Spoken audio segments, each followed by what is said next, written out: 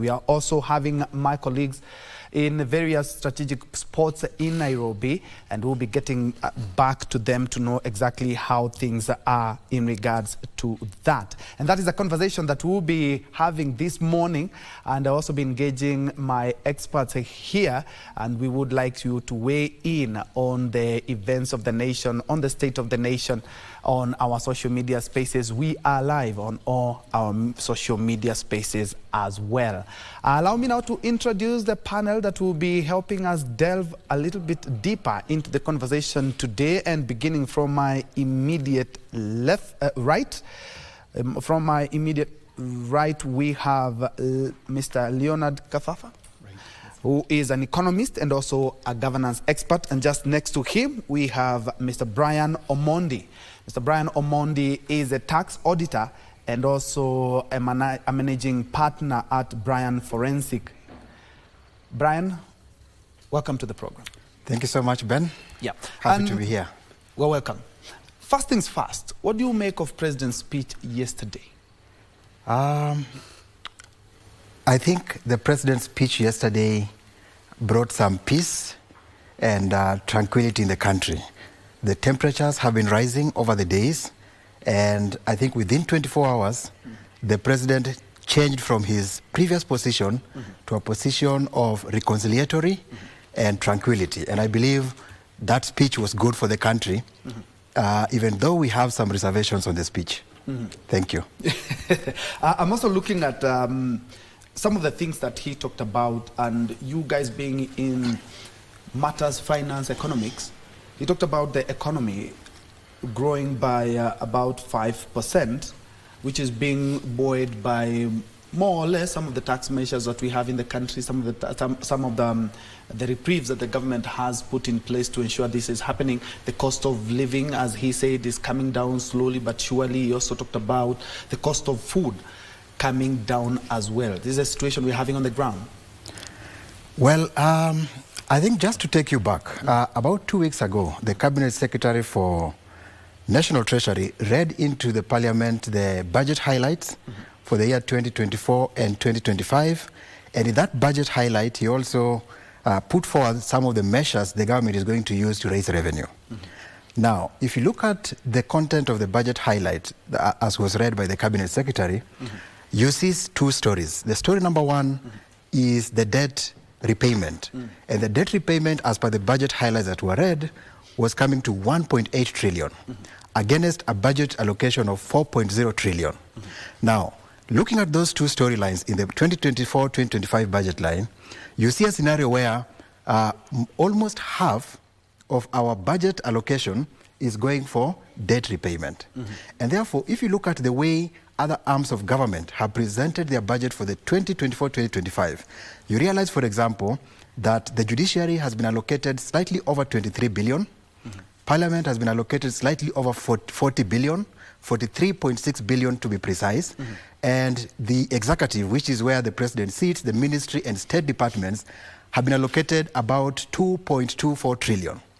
Now, it is okay for the executive to have that kind of money, but you realize that the Cabinet Secretary also went ahead and read to the nation some of the austerity measures that the government has put in place to ensure that they curb the budget allocation for the government.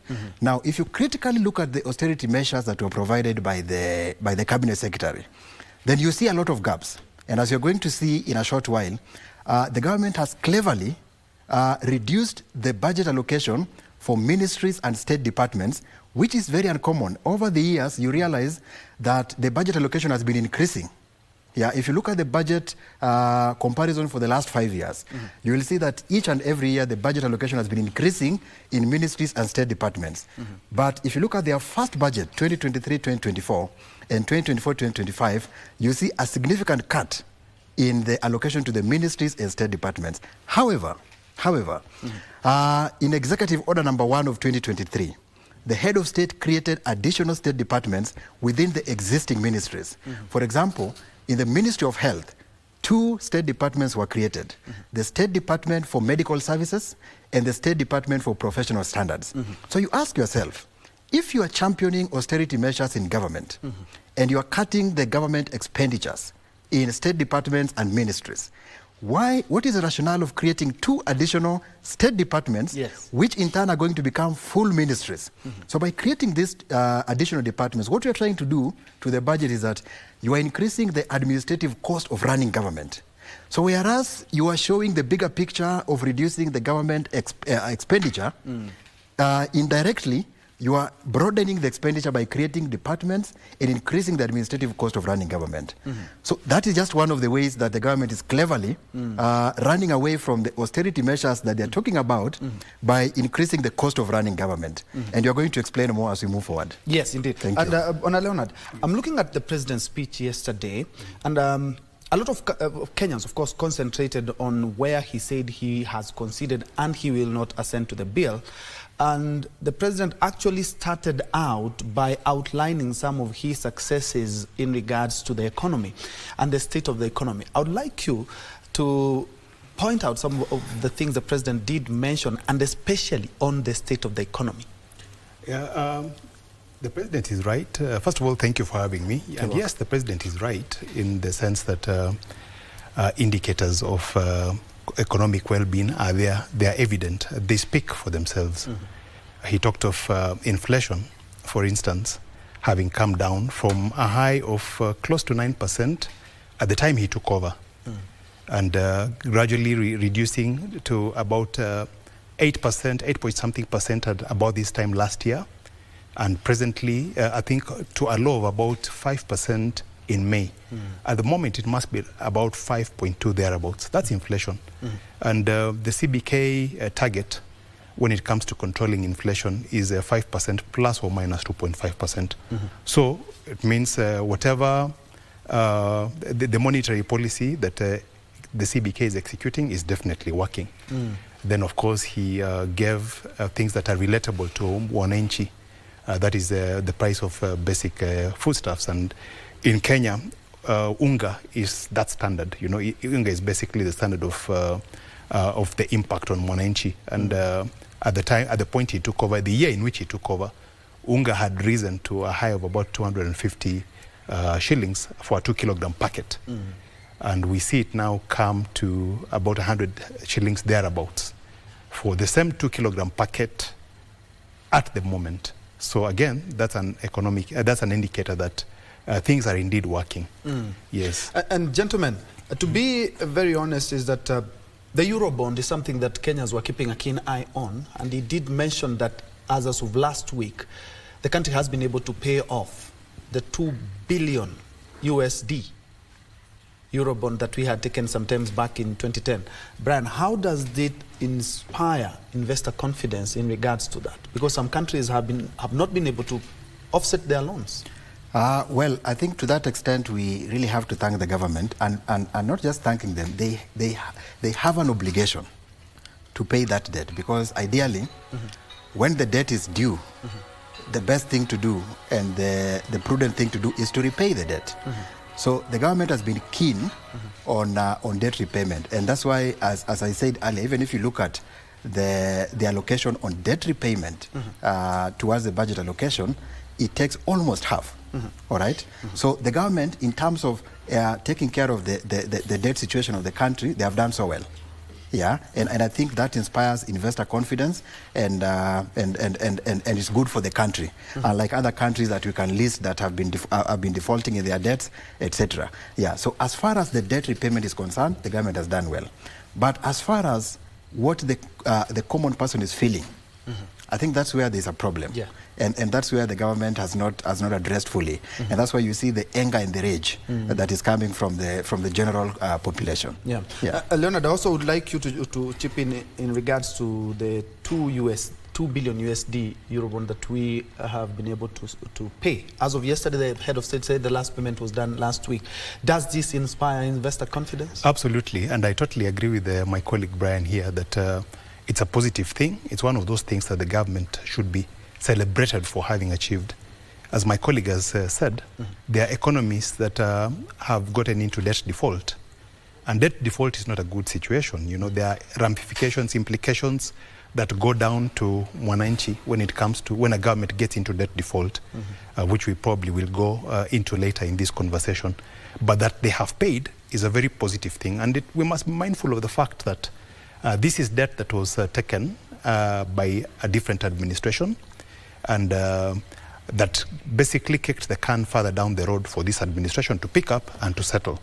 So that is very commendable. And again, as my colleague has said, debt, when the government has a debt obligation, it does not matter which administration took it. The government is obliged to settle that debt, because governments exist in perpetuity. It means they are continuous, they are endless across administrations.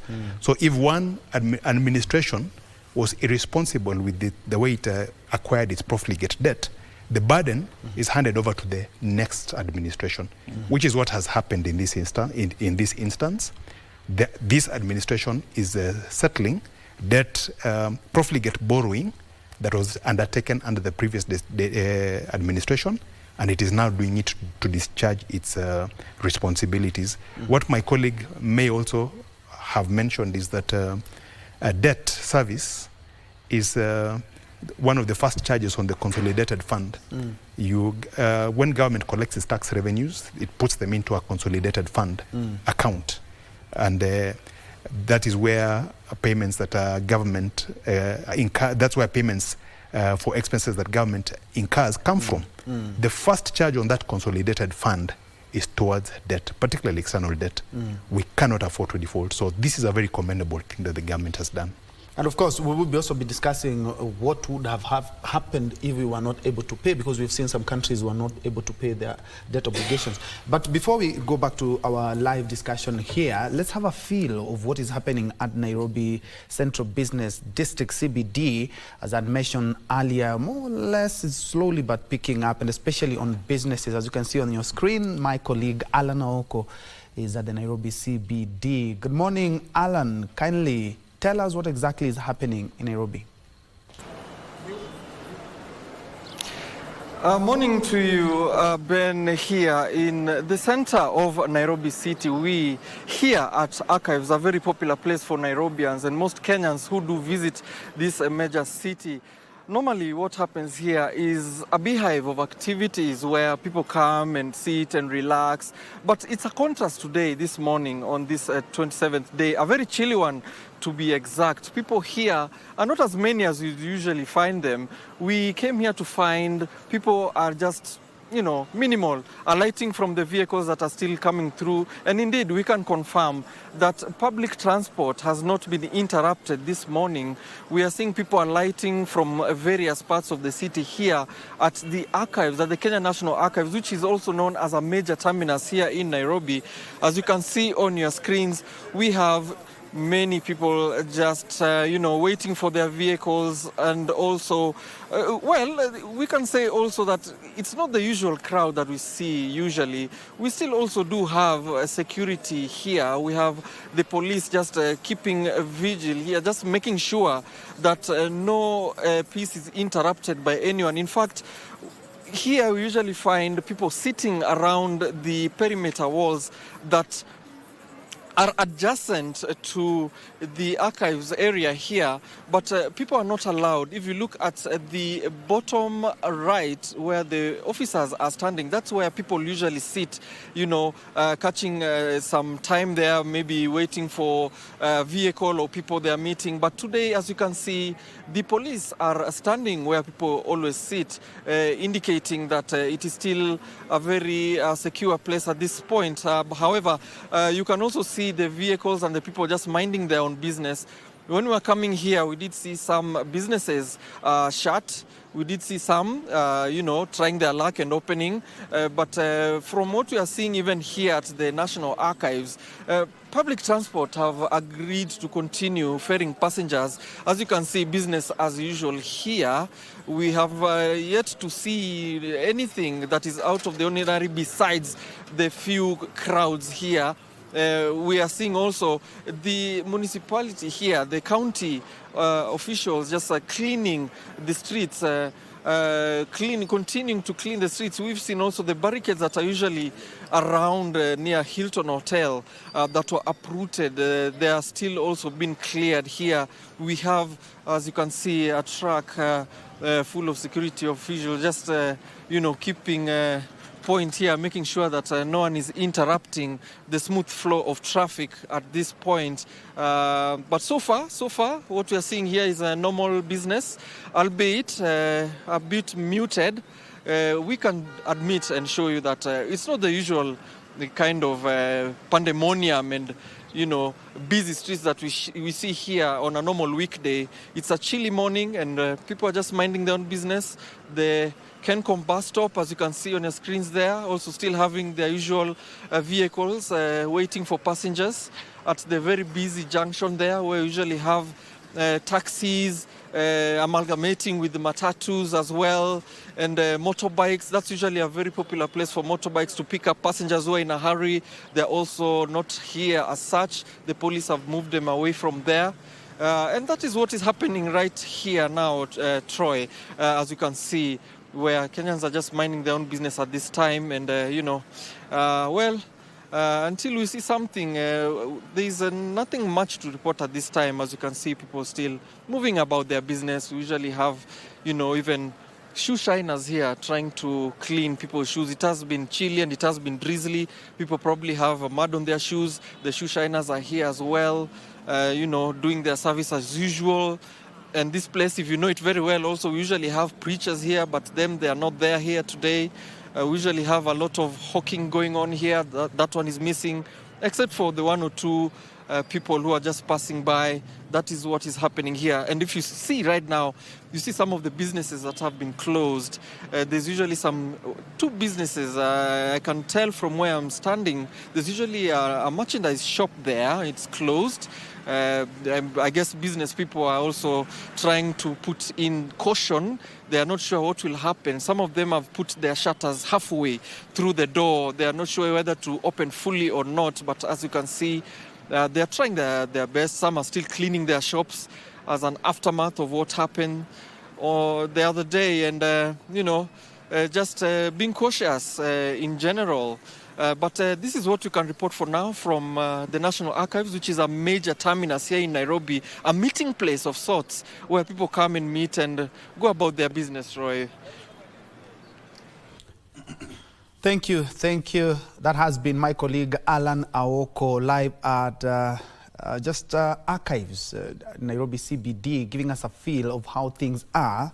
And without diluting, what he has talked about is that, yes, business is slowly but surely picking pace, but some people have decided to be cautious. You have seen huge police presence in riot gears, ready for any eventualities or what may transpire a little bit later on, keeping vigil until we ensure that everything is back to normal. It's usually a very busy bus termini, and as you can see from the pictures, there's just some people continuing with their day-to-day activities. And we'll be getting back to other situations in other parts of the country, including Kisumu and also Mombasa, where we're keeping tabs, and also Achola live. We'll be getting that a little bit later on. But for now, we back to our discussion. I'm joined by Leonard Kafafa and Brian Omondi.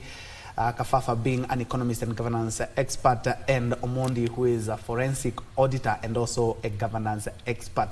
We were looking at what the head of state talked about yesterday, and one of the things that he mentioned, other than saying that he is not going to be assenting to the contentious bill, is that they were going to have a conversation with the youth, and also the government is going to adopt austerity measures, including the counties. So a lot of budget cuts to ensure that we have a lean and workable both budget and also finances cascading down to county level. And perhaps to what we were talking about in regards to the debt, the $2 billion USD we've been able to pay up, and inflation, the head of state yesterday did mention that it has fallen from a high of 8 to 5%, something Leonard has also observed. I would like you to point out in regards to that and how the dynamics are more or less trying to make sure that the cost of living is brought down? Something that Kenyans have been clamoring for. Thank you so much. That's a very good question. Now, I think as we have both alluded to, the priority of this government now is debt repayment. And it is interesting to note that a greater portion of this debt that the government is repaying is domestic debt. Now, by the government paying domestic debt, it means that our banks have money. And because our banks have money, Kenyans can be able to access facilities from the bank and spur economic growth. So in terms of the government's priority on payment of the debt, it has really spurred the economic growth because there is there's flow of cash in the economy, and as a result of that, economic activities are taking place and government is raising money. Yeah, so by prioritizing on debt repayment as a main priority for this government in the previous budget and the current budget, I think is a plus to the government. In fact, in some quarters we say that debt repayment has become a state department because of the focus of the government in ensuring that it doesn't default in the debt repayment. And that is contributing positively to the economy, as my colleague has alluded to. Yeah. And Leonard, the head of state did mention something that Kenyans really need to take very seriously, that for every 100 shillings we collect, 61 shillings go to debt repayment. Yeah, that is it's an untenable position for any government, even at an individual level. If more than half of your income goes towards servicing a debt, then you're in a precarious financial position. So that's a position that ought to be reversed, and hence, as Brian has said, the focus of the government on settlement of debt. I'll just go one step further and say perhaps the one other thing that the government may consider doing as finances become available is to settle pending bills. Because pending bills to contractors and other people are also debts that ought to be settled. And when you settle those, then you get a lot more money circulating within the economy. And perhaps that's the disconnect that people have with what the government has attempted to do, and the fact that sometimes there may not be money in the pocket, because there is hardly any trickle down as a result of pending bills. Once the government begins to tackle those, of course, priority, as Brian has said, priority is to settle domestic debt. I mean, in terms of the bonds and the T-bills and that sort of thing. And then, of course, the external debt that we have. And then thereafter, perhaps move towards pending bills. Once they settle those, then we'll begin to see a lot more money being put in the hands of, in the pockets of Kenyans. Yeah. According to the president, the economy has grown by 5.6%, Brian. And there are going to be a lot of budget cuts. He did mention himself. What are some of the effects of these budget cuts to the economy? Thank you so much. That's a very good question once again. If you look at the government budgeting process, the government is guided by about 5 factors when they are doing their budgeting. Number one is the Vision 2030. So as they do their budget, they ensure that in their term, in the next 5 years, they break down what they can, their vision towards attaining Vision 2030 and narrow it down to 5 years. And then they plan within the 5 years, but with the goal of the Vision 2030. Number two, they're also driven by their policies. But now to answer your question, yes, the government has exhibited a very great deal in terms of demonstrating that they are adopting austerity measures to reduce the government expenditure and deal with the current problem we have where the government cannot be able to meet its expenditures. But if you critically look at the policy of government in terms of the austerity measures taken, then you realize that they have missed it at some point. And this is my reason behind that. Take, for example, the expenditure on the agricultural sector. In the 2020, if you compare, by the way, if you want to look the budget well, it's important that you look at the previous budgets and compare with the current so that you can be able to get the context. So if you look at the 2023-2024 budget and you compare it with the 2024-2025 budget, you realize that, for example, in the agricultural sector, there is a cut of 2.6 billion. Now, the question you ask yourself is this. The government's budget for this year is underpinned by the bottom-up economic transformation, right? Yeah. And according to that economic transformation, the government says that they are keen on food security. So if their priority, according to their policy and transformation agenda, says that they are keen on food security, why this significant cut in a very critical aspect of food security, the agricultural sector? The other point is, if you look at the universal health care, for example, you realize that, for example, in the current budget, there's a cut of 1.9 billion compared to the previous budget. So universal health is one of the main agenda for the government under the bottom-up economic transformation. But the cut is quite significant. Compare this to the cut, for example, in the presidency. You realize in the presidency, they are increasing expenses that are not really necessary. All right? So this is what Kenyans are seeing, that there is a lot of wastage in terms of what the government prioritizes in the presidency, for example, vis-a-vis what the common person wants to feel. Let me tell you, the Kenya National Bureau of Statistics report indicates that about 38.6% of Kenyans are poor. All right? So in a population of about 56 million Kenyans, we are saying that slightly over 21 million are poor, and therefore they cannot be able to afford basic services. So if the government is making significant cuts in terms of the budget on the basic services, for example, if you look at the education sector, as I've mentioned earlier, you realize that the areas that are going to be affected are the school feeding program, the free primary education, the water sector. So if the government has significantly reduced budget in these core basic services, then it means that these poor people, who are almost half the population of the country, cannot be able to take their children to school. They cannot be able to afford basic healthcare services and medical services. And that's why now Kenyans are feeling this very significantly moving forward. Yeah, and that's why the anger is coming up, because the policies of government, whereas in the face value, it appears that they're trying to address serious matters that are affecting the Kenyans, but it is not trickling down to the Kenyans. And I think that's where we are. Yeah, and in terms of loans, this is something that has come up even in the conversation that Kenyans are having. And some of the loans that we are having from IMF, World Bank, have been said that they have strings attached. You have to do A, B, C, D. And one of the strings was we had to do away with the subsidies, right? Leonard, I'm looking at those loans that have strings attached, and some of the strings are really tightening around our necks.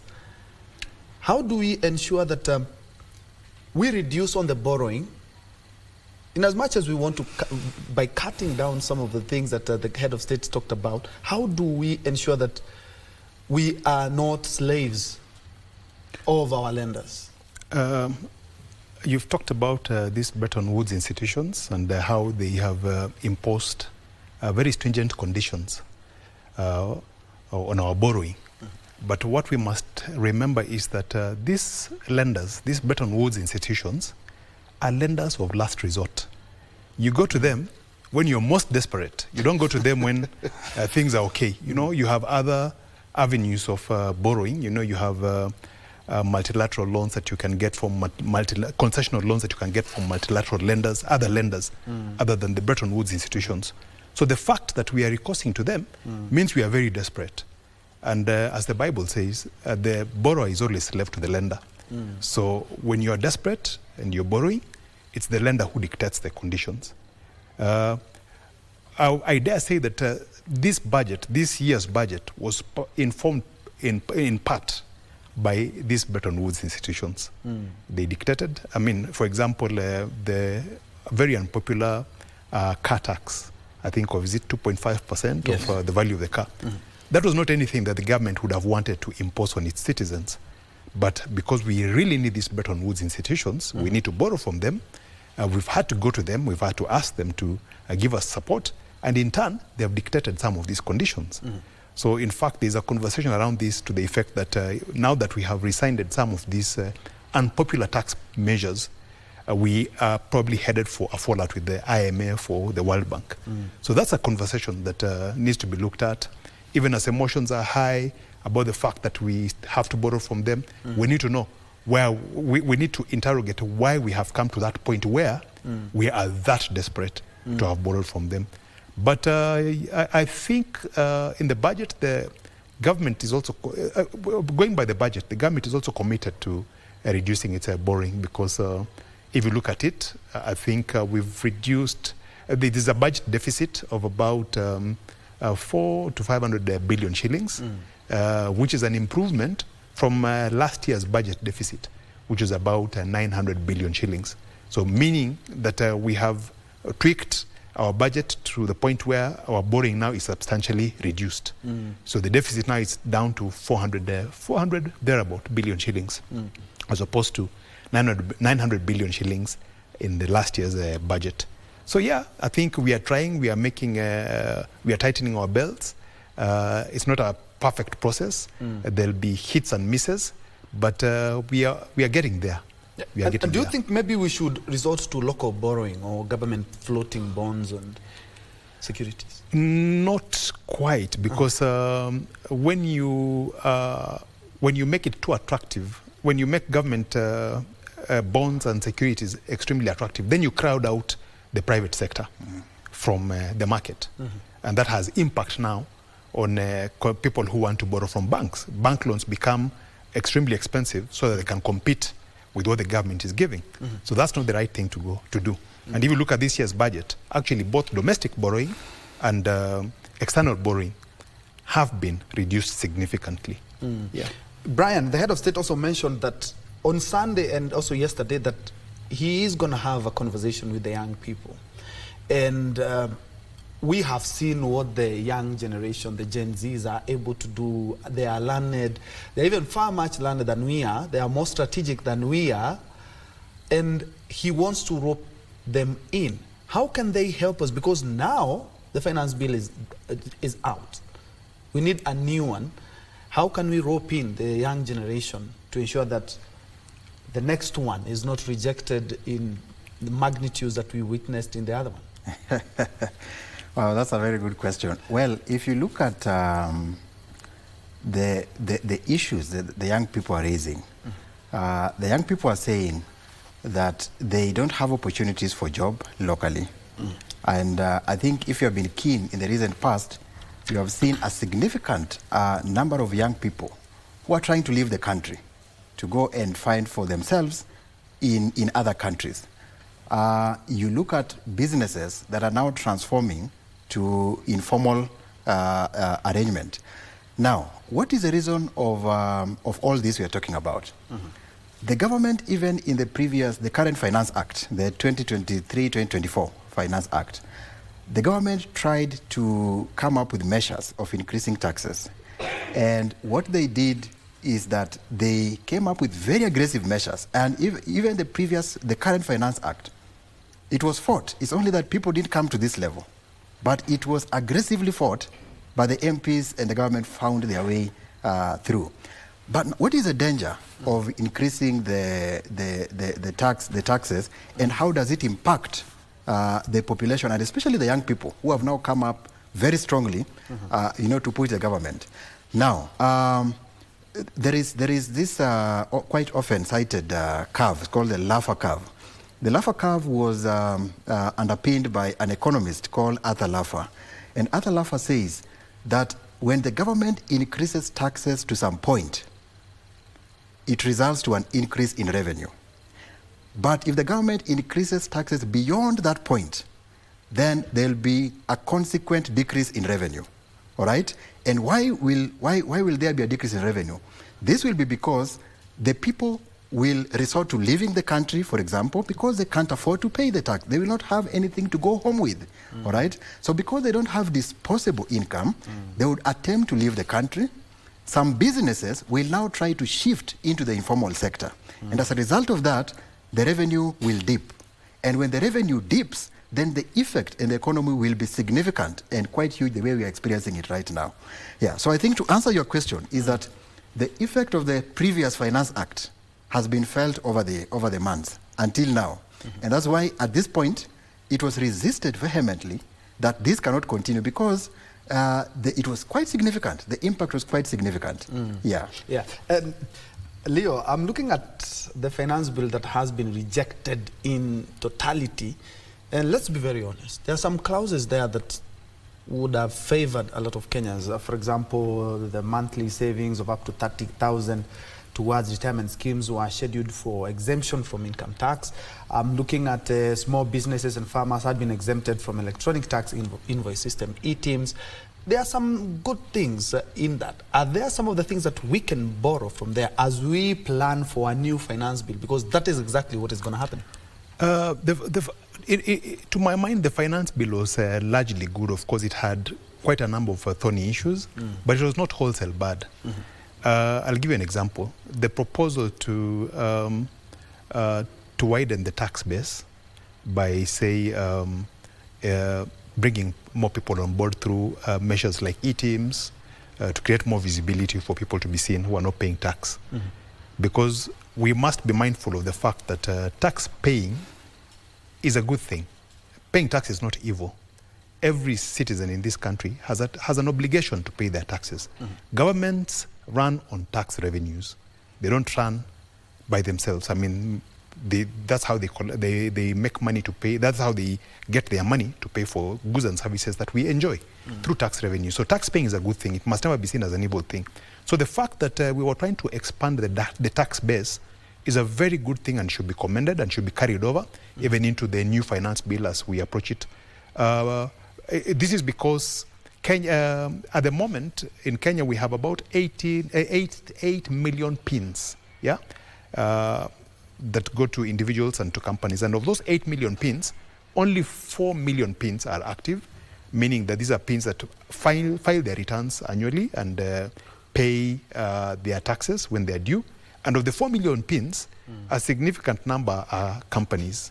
So it means out of a population of 54 million, if we have, say, about 20 million people who are eligible to pay tax, only about 2 or 3 million people are paying tax. It's unfair. It means the tax burden, the direct tax burden is being borne by a small proportion of citizens who ought to be paying their tax. So that proposal in the tax, in the finance bill 2024, to enhance that revenue collection through widening the tax base, through turnover tax, through e-teams, was a very good proposal, among others. Yeah. And we'll be looking at that, and especially how do we make the tax regime that we have in the country more attractive, and especially for investors. We've had cases of others complaining that we might even decide to move our business to other countries. How do we make our tax regime very, very popular? All right, let's now have a look at how the Nairobi CBD is panning out, and especially Moi Avenue. And I can see my colleague Joseph Wahungu, who is currently on standby to bring us a live update in regards to how things are panning out in the CBD. Over to you, Joseph.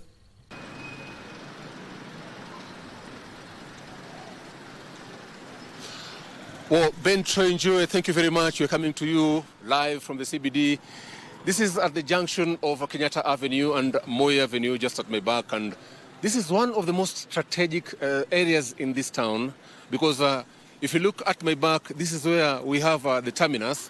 We normally have behind me the Thika Road terminal. Most of the public transport matatus normally stop there for people coming from Thika Road and other areas coming to town. And normally this place is normally very busy at this hour of the day.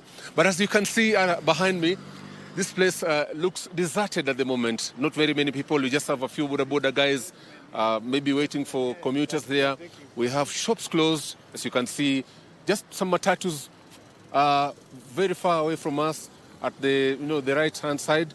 Maybe they're waiting for people to come, or maybe they have just people have alighted coming to town. But one of the most striking things here is that this street looks deserted. Looks like there's nobody here, and perhaps showing the extent to which many people have chosen to stay away from town in anticipation of the expected demos that were supposed to be happening today. And everything seems to be cool. Everything seems to be calming down. Things are taking place slowly. We're expecting that perhaps later on during the day, maybe this place will be full of people, maybe the businesses will be opened. But as you can see, this is how things look like here. Not many traffic, no traffic officers on site. Things seem to be flowing, so this is the extent to which, the expected demos have left this side of a town with. And if Matia perhaps can pan slowly to this other side of town, there's normally a very busy shopping center here that has been closed. So, of course, one of the places where we have very many people walking around, some going to, to their place of work, of course. So this is how the situation looks like on a very chilly Thursday morning. Not very many people who have walked or drove or came into town. Just a few minutes to 10 o'clock, rather 11 o'clock. And normally, for any person who has been into the city at this hour, we normally have, very many vehicles at this point. But today it seems deserted. Not very many people. Now, at the far end, in our right side, you can see matatus coming in. That is Kenyatta Avenue. Normally, when we have demos, we normally have protesters streaming into that area. So today, we don't have many of them. We don't have no one. Actually, there's no demo. There's no police officers on site. So that's exactly how the town looks like. We are still keeping watch here to try to see how things will be. Of course, as you can see, these are shopping centers. We have one of the most popular supermarkets in town here, which is closed at this hour. This normally runs for 24 hours. This is Naiva supermarket. As you can see, it's closed, only a few workers there. And this is how things are in town. We expect that perhaps later on during the day, there might be changes here. But as things stand, not very many people, just a few people walking up and down, perhaps going to work, others just minding their business. Not much to talk about here. Of course, matatus streaming slowly, perhaps leaving town, maybe heading to Thika Road or Ngong Road. So that's how the town looks like at this hour. So we will be, of course, keeping check here, try to see how things are, as we also continue walking around town.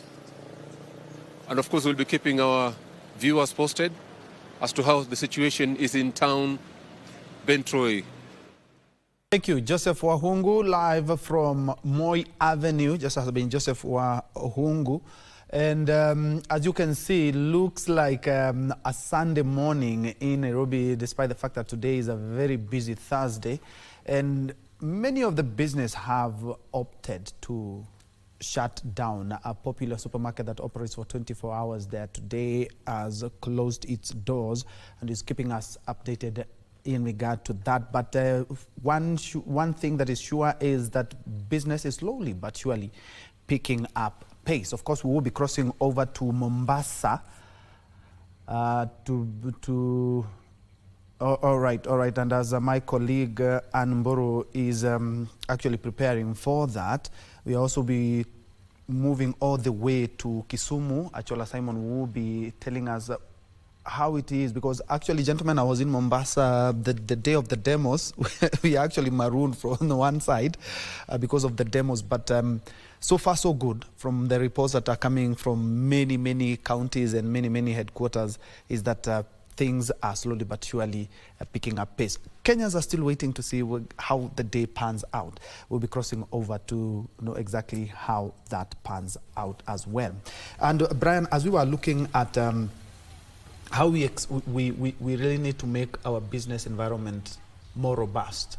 During the public participation, many companies here in the country, of course, objected that tax regime and said that some of the taxes that you guys are piling on us are going to push us to other countries just in East Africa. How do we ensure our tax regime do not hurt businesses? Yesterday, the head of state said that 5 cement companies have already applied to start working here in the country. Wow. I think what investors look at in terms of the tax regime is the stability and the predictability of the tax regime. Investors want a stable and predictable tax environment, because that way they're able to plan and know that their business is not going to be affected by the increase in taxes that are not predictable. I think the main challenge, and this came out... Just a minute. I'm informed that we need to cross over. My colleague JJ Kioria is, if I'm not wrong, at State House Road. Right, my director, Muga? Yes. He's indeed at State House. Good morning, JJ. Where exactly are you positioned and what is currently happening there? Thank you, Ben Troy Joy. We coming to you live from the Kenyatta Avenue on this other side of, near the All Saints Cathedral. Actually, where we're standing at is at the joint that leads towards Community and Kenyatta Avenue, pouring onto the Uhuru, that is Uhuru Highway. But of course, this is also a very critical joint because these are the intersections. There are two intersections here really that leads towards State House. One of them is Nyerere Road that will lead you to a processional way, and then there is the AIC Milimani Road that also leads to State House. Why are we here? As you rightly pointed out, there were planned demonstrations really by the protesters, the anti-finance bill protesters, who had threatened that they would make their way to State House today. And as you can see, all security protocols to cushion State House has already been put in place. Let's start with Nyerere Road. As you can see, from Kenyatta, from the Kenyatta Way, you would normally use Nyerere Road probably to access the other side of Nairobi University, or use it to access Processional Way if you are coming from the Kenyatta Avenue. But as you can see, there's already a roadblock on that side. That's a police lorry that has blocked that road. That means Nyerere Road today will be completely inaccessible to members of the public and any other motorist. But you can see traffic is flowing normally on Kenyatta Avenue. The vehicles headed towards the CBD and the ones exiting from CBD or Uhuru Highway. But as you can see, clearly, the Nyerere Road is completely sealed off by police. I will be showing you the one that goes to AIC Milimani shortly. But then this is the road now that leads also to Community. Traffic is flowing normally. Probably you would say this is not the normal situation. There are typically at this hour, there ought to be more vehicles on a natural day. And so you would that's the road that leads to Community stage. And traffic really continuing to flow normally, though not as many vehicles as you would expect. But the traffic really flows. I want us to pan a bit, even as, and of course on the other side, headed towards Integrity Center. Again, also traffic flowing normally. But what you ought to see is the entrances towards State House completely sealed off by police officers to cushion access to State House. That road there is where I wanted my camera person to show you. This road heads to AIC Milimani. Past the AIC Milimani gate, it leads towards State House, particularly gate D, and also has been sealed off by police. You can see a roadblock also being manned by police officers as it also leads to on your way to State House. This morning, I've met the police commander, Nairobi police commander, that is Adamson Bungei, and of course trying to inspect some of the works being done by his officers in ensuring that the city is safe, and most importantly also ensuring that State House, a critical infrastructure of government, a protected area, is not accessed by protesters. This is not the first time that demonstrations really have threatened to access State House. You remember during the Azimio demonstrations, there was actually a threat by demonstrators to go towards State House. That never happened. Most of the times they never went past the CBD, even after threatening that they will be going to State House. You can see the number of police officers in the city. The numbers are quite telling, and it tells you today is quite a significant day in the sense of security and ensuring that in terms of stability, that the city remains stable and secure, and also sealing the State House a critical government infrastructure, like I've said, and a protected area from being accessed by demonstrators. We'll be doing rounds because this is not the only access to State House, because this heads to AIC Milimani. The one on Nyerere Road, there's processional way. That's the official way towards State House. Normally, that's where the president exits through when there are official ceremonies. So at least we can confirm that these two ways that leads towards State House are sealed, and we'll be looking at other entrances to see how the police are faring in terms of sealing off these areas for access by demonstrators. But for now, back to you, Ben Troy, Broadcasting House. Thank you so much. My colleague JJ there at the Kenyatta Junction there, pointing out that all roads leading to the house on the hill, that is State House, have been shut for now. And as protesters had vowed that they are going to be marching to State House. But remember, that is also a protected area, and it has been cordoned off by the police. And from Kenyatta Avenue, we cross over to Githurai. My colleague Abdiaziz Hashim has been keeping tabs with what is happening at this moment. And good morning, Hashim. Kindly bring us up to speed with what is happening in Githurai. Well, Troy, thank you so much. We're here at Githurai along Thika Road. We have been touring this particular area since morning. And of course, what we can confirm to you is that fewer cars are entering into the Central Business District. What on a normal day, you will see many cars trolling to the Central Business District.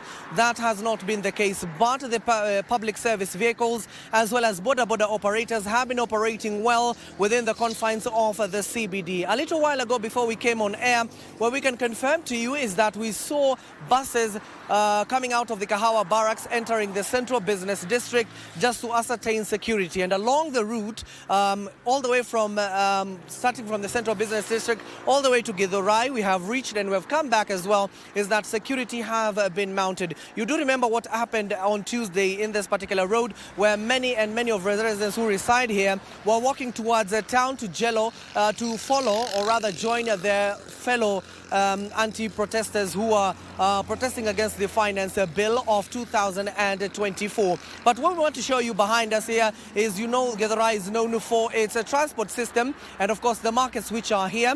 As my cameraman Lugusa is showing you, border operators are operating normally, and of course you can see some of them are even being washed currently as we speak. The mothers who are selling, as well as men who are selling groceries, have continued with their businesses. Business has been usual here, as is the case, but you can see those matatus, as per usual, they're entering the Central Business District. Along this particular route, you remember last time it was impassable, with many security contingents sent here to, of course, quell the protesters. But this has not been the case. We have been roaming around this particular Thika Road for the last 40 minutes or so, just to get a feel. We have been able to speak to some of the business operators.